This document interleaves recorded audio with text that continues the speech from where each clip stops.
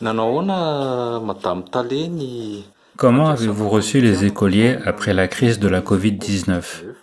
Est-ce que cela a eu un impact sur les enfants, Madame la directrice?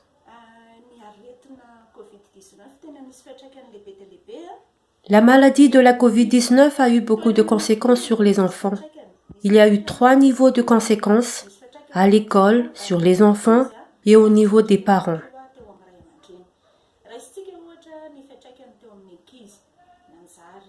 Concernant les enfants, ils craignent d'attraper la maladie et il a été difficile pour eux de porter un masque.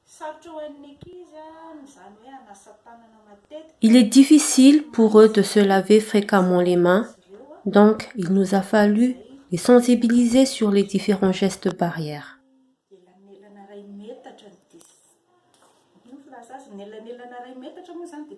La distance d'1 mètre n'est pas du tout respectée à l'école, car comme on l'a vu en salle de classe, ils sont assis à 4 par table et c'est impossible à respecter.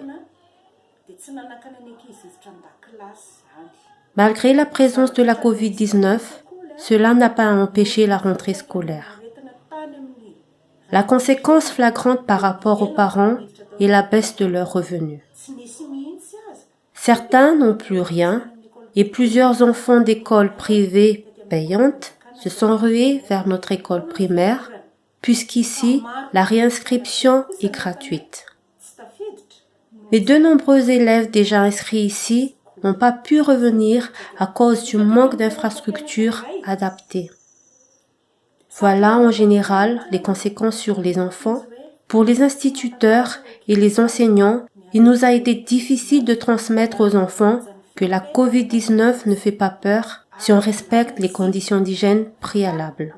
Donc, les enfants ont eu peur, les enseignants n'ont pas eu l'expérience de sensibilisation à part ce qu'on a entendu à la radio et à la télé qu'on a répété sans relâche. Et notre plus grande discussion, c'est qu'une partie des enfants ont compris et d'autres pas du tout.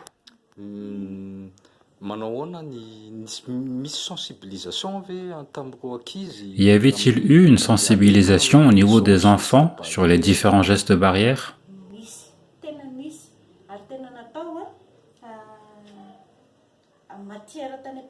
Oui, on l'a fait.